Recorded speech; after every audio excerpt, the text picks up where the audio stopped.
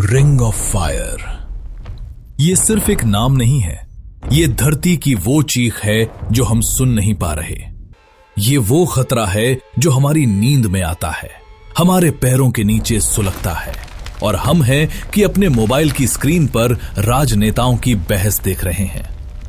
प्रशांत महासागर, जिसे हम पैसिफिक ओशन कहते हैं, दुनिया का सबसे बड़ा और सबसे गहरा महासागर। इसकी गहराई इतनी है कि अगर माउंट एवरेस्ट को इसमें डुबो दिया जाए तो उसकी चोटी भी पानी के ऊपर नहीं आएगी।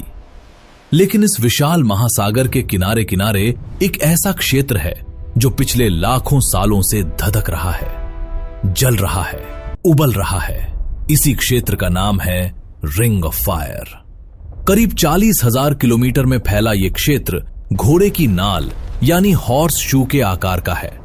यह न्यूजीलैंड से शुरू होता है, इंडोनेशिया, फिलीपींस, जापान से होते हुए रूस के कामचटका प्रायद्वीप तक जाता है, फिर अलास्का, कनाडा, अमेरिका के पश्चिमी तट से होते हुए मेक्सिको, मध्य अमेरिका और अंत में चिली तक पहुंचता है। यह सिर्फ एक भौगोलिक सीमा नहीं है, यह धरती का सबसे खतरनाक इलाका है। जानते हैं क्यों? क्योंकि इस पूरी बेल्ट में दुनिया के 75% ज्वालामुखी मौजूद हैं, यानी करीब 450 से भी ज्यादा ज्वालामुखी, और दुनिया के 90% भूकंप इसी रिंग ऑफ फायर में आते हैं।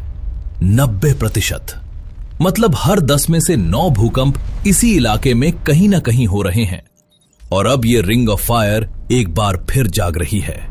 जी हां, वैज्ञानिकों के अनुसार यह बेल्ट अब फिर से सक्रिय हो रही है, और इसकी शुरुआत हो चुकी है इंडोनेशिया से। इंडोनेशिया 17,000 से भी अधिक द्वीपों का देश। यह देश रिंग ऑफ फायर के ठीक बीचों बीच बैठा है। इसे दुनिया का सबसे ज्वालामुखी सक्रिय देश कहा जाता है। यहां 130 से भी ज्यादा सक्रिय ज्वालामुखी हैं, और हाल ही में इंडोनेशिया के सुमात्रा प्रांत में जो हुआ उसने पूरी दुनिया को हिला दिया। सुमात्रा के माउंट मरापी ज्वालामुखी में विस्फोट हुआ। आसमान में राख और धुएं का गुबार उठा। लेकिन यह अकेला नहीं था, इसके साथ साथ भारी बारिश ने भूस्खलन और बाढ़ को जन्म दिया। पहाड़ पिघले नहीं, टूटे, और नीचे बसे गांवों पर जो कहर टूटा उसे देखकर लोग कहने लगे, यह तो किसी प्रलय जैसा है। 600 से अधिक लोगों की मौत, सैकड़ों लापता, हजारों बेघर।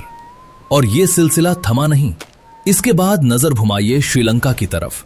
यह द्वीपीय देश जो हिंद महासागर में बसा है, वहां भी प्रकृति का रौद्र रूप सामने आया। भारी बारिश, बाढ़, भूस्खलन। 300 से ज्यादा लोग काल के गाल में समा गए। लाखों लोग प्रभावित हुए। और तब लोगों के जहन में एक सवाल आया, क्या ये सब एक दूसरे से जुड़ा है? क्या ये सिर्फ अलग अलग आपदाएं हैं, या ये किसी बड़े बदलाव की शुरुआत है? इस सवाल का जवाब जानने के लिए हमें थोड़ा पीछे जाना होगा, धरती के इतिहास में। उस वक्त में जब इंसान नहीं था, सिर्फ आग थी, पानी था और धरती की हलचल थी। धरती की सतह, जिसे हम जमीन समझते हैं, वो असल में कई बड़े बड़े टुकड़ों में बटी हुई है। इन्हें टेक्टोनिक प्लेट्स कहते हैं। ये प्लेटें हमेशा हिलती रहती हैं, बहुत धीरे धीरे लेकिन लगातार। जब दो प्लेटें आपस में टकराती हैं या एक दूसरे के नीचे खिसकती हैं तो भूकंप आता है। जब एक प्लेट दूसरे के नीचे जाती है और पिघलती है तो वो मैग्मा बनती है, और यही मैग्मा जब ऊपर आता है तो ज्वालामुखी फटता है। रिंग ऑफ फायर असल में उन्हीं टेक्टोनिक प्लेट्स की सीमाओं पर बना है। यहां Pacific plate, north American plate, Eurasian plate, Filipino plate और कई अन्य प्लेटें एक दूसरे से टकरा रही हैं। ये टकराव कभी नहीं रुकता, ये हमेशा चलता। लेकिन सवाल ये है कि आज ये इतना ज्यादा क्यों हो रहा है? यहीं पर क्लाइमेट चेंज की भूमिका आती है, और ये वो हिस्सा है जिसे मीडिया नजरअंदाज कर रही है। जबकि राजनेता एक दूसरे पर आरोप लगा रहे हैं, जबकि टीवी चैनल्स टीआरपी की दौड़ में लगे हैं, वैज्ञानिक चिल्ला रहे हैं कि खतरा बढ़ रहा है। क्या आप जानते हैं कि जलवायु परिवर्तन यानी क्लाइमेट चेंज और ज्वालामुखी विस्फोटों के बीच एक गहरा संबंध है?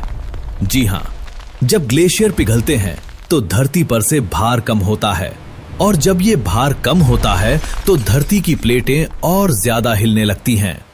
ये बात काल्पनिक नहीं है, ये वैज्ञानिक शोध पर आधारित है।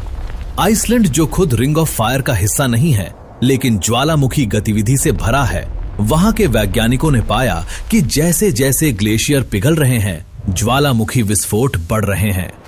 अब सोचिए, अगर ये सिर्फ आइसलैंड में हो रहा है तो रिंग ऑफ फायर में क्या होगा, जहां 450 ज्वालामुखी पहले से ही सक्रिय हैं।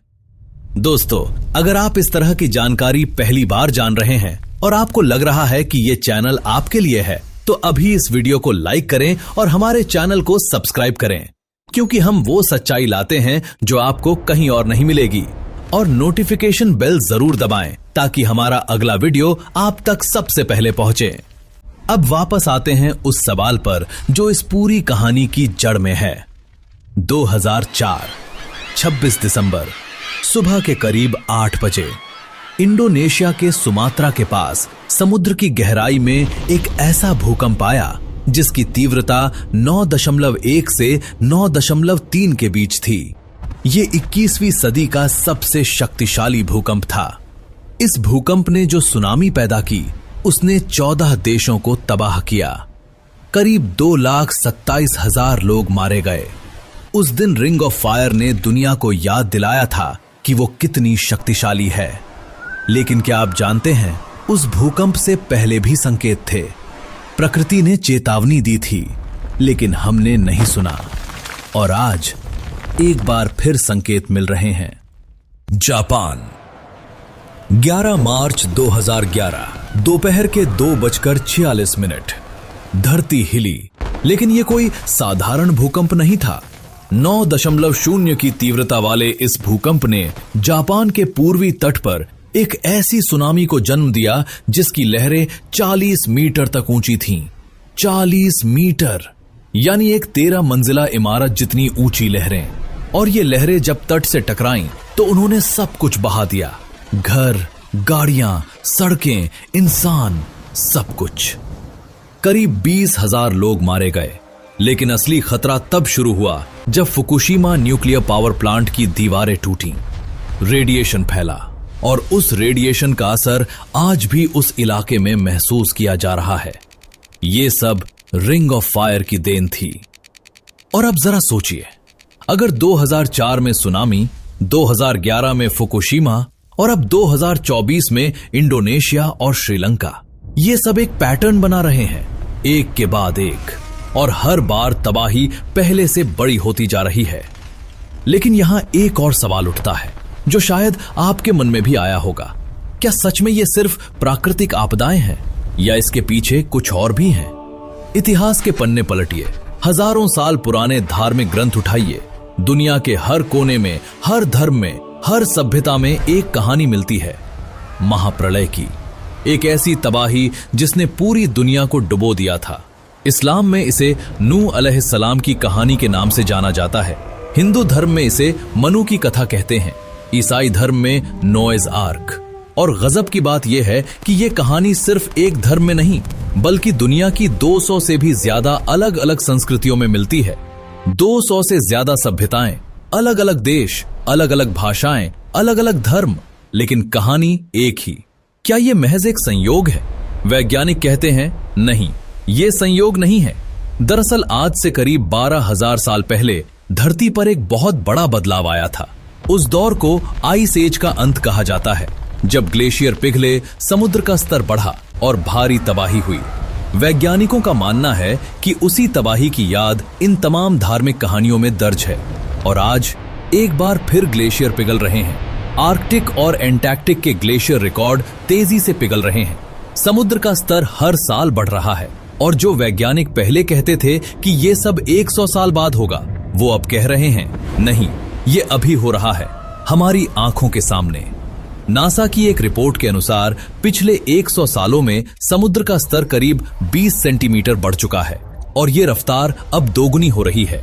कुछ वैज्ञानिक तो यहां तक कह रहे हैं कि अगर यही हाल रहा तो 2100 तक समुद्र का स्तर 1 से 2 मीटर तक बढ़ सकता है। 1 से 2 मीटर, ये सुनने में छोटा लगता है, लेकिन इसका मतलब है मुंबई के कई इलाके पानी में डूब जाएंगे। बांग्लादेश का एक बड़ा हिस्सा समुद्र में समा जाएगा। मालदीव जैसे देश तो नक्शे से ही गायब हो जाएंगे। और ये सिर्फ बात नहीं है, ये वैज्ञानिक गणना है। लेकिन अभी हम एक और परत खोलते हैं इस रहस्य की। क्या आप जानते हैं कि रिंग ऑफ फायर के सक्रिय होने से सिर्फ भूकंप और ज्वालामुखी ही नहीं आते, इसके असर बहुत दूर तक जाते हैं। जब कोई बड़ा ज्वालामुखी फटता है तो वो इतनी राख और गैस आसमान में फेंकता है कि सूरज की रोशनी तक धरती पर ठीक से नहीं पहुंच पाती। इसे वॉल्केनिक विंटर कहते हैं। 1815 में इंडोनेशिया के माउंट टैम्बोरा ज्वालामुखी में इतिहास का सबसे बड़ा विस्फोट हुआ। उसके बाद का साल 1816 द ईयर विदाउट समर कहलाया। यूरोप और अमेरिका में गर्मियों में भी बर्फ पड़ी, फसलें बर्बाद हुईं, अकाल पड़ा, लाखों लोग भूख से मरे। और ये सब हुआ था एक अकेले ज्वालामुखी की वजह से। अब सोचिए, अगर रिंग ऑफ फायर के कई ज्वालामुखी एक साथ सक्रिय हो जाएं, तो क्या होगा? ये सवाल सिर्फ काल्पनिक नहीं है। वैज्ञानिक इसे लेकर गंभीरता से चिंतित हैं। और इसीलिए जब इंडोनेशिया में माउंट मरापी फटा, जब सुमात्रा में तबाही आई, जब श्रीलंका में बाढ़ ने कहर मचाया, तो वैज्ञानिकों की नजर सिर्फ उन घटनाओं पर नहीं थी, उनकी नजर थी पूरे रिंग ऑफ फायर पर। क्योंकि ये घटनाएं अकेली नहीं हैं। फिलीपींस में भी ज्वालामुखी गतिविधि बढ़ी है। जापान में भूकंपों की संख्या बढ़ रही है। चिली और पेरू के तट पर समुद्र का तापमान बढ़ रहा है, जो एल नीनियो की वजह बनता है। और एल नीनियो का मतलब है दुनिया के मौसम में उथल पुथल। ये सब एक दूसरे से जुड़ा है, एक बड़ी चेन की तरह। और इस चेन की सबसे कमजोर कड़ी है हम इंसान। दोस्तों, एक जरूरी काम करना था। अगर आप अभी तक हमारे चैनल को सब्सक्राइब नहीं कर पाए हैं तो अभी कर लीजिए और इस वीडियो को लाइक करना मत भूलिए। आपका एक लाइक हमें इस तरह की और जरूरी जानकारी आप तक पहुंचाने की ताकत देता है। सब्सक्राइब करें, बेल आइकॉन दबाएं ताकि एक भी वीडियो आपसे छूटे नहीं। अब सोचते हैं उस इंसान के बारे में जो इस पूरी तबाही के बीच भी अपनी जिंदगी जी रहा है। सुमात्रा के उन गांवों में जहां माउंट मरापी का लावा और बारिश का पानी मिलकर एक विनाशकारी लहर बने, वहां के लोग उस रात क्या सोच रहे थे? वो लोग जो सुबह उठे थे, चाय पी थी, बच्चों को स्कूल भेजा था, वो शाम को घर नहीं लौट पाए। उनके घर बह गए, उनके परिवार बिखर गए। ये सिर्फ आंकड़े नहीं हैं। 600 लोग मतलब 600 कहानियां, 600 सपने, 600 परिवार जो अब अधूरे हैं। और श्रीलंका में 300 से ज्यादा लोग। एक छोटे से द्वीप देश के लिए यह तादाद बहुत बड़ी है। वो देश जो पहले से ही आर्थिक संकट झेल रहा था, अब प्राकृतिक आपदा की मार भी सह रहा है। लेकिन हमारे टीवी चैनल्स पर राजनीति, हमारे अखबारों में चुनावी खबरें और हम रील्स देख रहे हैं। ये लापरवाही, ये अनजानपन, यही सबसे बड़ा खतरा है। क्योंकि रिंग ऑफ फायर रुकती नहीं। वो नहीं जानती कि कौन सी सरकार है, कौन सा चुनाव है, कौन सा नेता क्या बोल रहा है। वो बस चलती रहती है, धधकती रहती है। और अब वो एक ऐसी जगह की तरफ बढ़ रही है जिसके बारे में जानकर आपके पसीने छूट जाएंगे। येलोस्टोन। ये नाम सुनकर शायद आपके मन में अमेरिका का एक खूबसूरत नेशनल पार्क आए। गीजर, झीलें, जंगल, जानवर। लेकिन इस खूबसूरती के नीचे धरती का सबसे खतरनाक राज छुपा हुआ है। येलोस्टोन के नीचे एक सुपर वॉल्केनो है। सुपर वॉल्केनो यानी एक ऐसा ज्वालामुखी जो जब फटता है तो पूरी दुनिया का नक्शा बदल देता है। येलोस्टोन का यह सुपर वॉल्केनो पिछले 20 लाख सालों में 3 बार फट चुका है और हर बार इसने पूरे महाद्वीप को राख में ढक दिया था। वैज्ञानिकों का कहना है कि यह अब फिर से सक्रिय हो रहा है। इसके नीचे का मैग्मा चैम्बर धीरे धीरे भर रहा है। जमीन ऊपर उठ रही है। गीजर का पानी पहले से ज्यादा गर्म हो रहा है और येलोस्टोन रिंग ऑफ फायर के उसी इलाके में है जहां नॉर्थ अमेरिकन प्लेट और पैसिफिक प्लेट आपस में टकरा रही हैं। अब एक पल के लिए रुकिए और सोचिए। इंडोनेशिया में विस्फोट, श्रीलंका में बाढ़, जापान में भूकंप, फिलीपींस में ज्वालामुखी गतिविधि और येलोस्टोन में हलचल। ये सब अलग अलग नहीं है, ये एक ही कहानी के अलग अलग अध्याय हैं। रिंग ऑफ फायर की कहानी, धरती के जागने की कहानी। वैज्ञानिकों का एक वर्ग जिसे मेन स्ट्रीम मीडिया कभी आगे नहीं आने देती, वो कह रहे हैं कि हम एक ऐसे दौर में प्रवेश कर रहे हैं जहां ये घटनाएं और तेज होंगी, और तेज और तेज। जलवायु परिवर्तन ने इस प्रक्रिया को एक्सेलरेट कर दिया है। ग्लेशियर पिघल रहे हैं, धरती की प्लेटें बेचैन हो रही हैं, समुद्र का तापमान बढ़ रहा है, और ये सब मिलकर एक ऐसा तूफान बना रहे हैं जिसकी कल्पना करना भी मुश्किल है। लेकिन यहां सबसे बड़ा सवाल यह है, क्या हम इसे रोक सकते हैं? जवाब है हां, अभी भी वक्त है, लेकिन सिर्फ तब जब हम जागें, जब हम समझें कि यह खतरा रियल है, जब हम अपनी सरकारों से सवाल पूछें, जब हम क्लाइमेट चेंज को एक राजनीतिक मुद्दा मानना बंद करें और इसे वो समझें जो ये असल में है, एक इंसानी अस्तित्व का संकट। नूह अलैहिस्सलाम के जमाने में भी लोगों ने चेतावनी को नजरअंदाज किया था। उन्होंने भी सोचा था ये सब नहीं होगा, हम सेफ हैं, और फिर वो आया जिसकी कल्पना किसी ने नहीं की थी। आज रिंग ऑफ फायर हमें चेतावनी दे रही है, धरती हमें संकेत दे रही है। सवाल यह है, क्या हम सुनेंगे? इंडोनेशिया के उन गांवों की राख अभी ठंडी भी नहीं हुई, श्रीलंका के वो परिवार अभी भी अपनों को ढूंढ रहे हैं, और हम यहां बैठे हैं सुरक्षित, आरामदेह। लेकिन कब तक?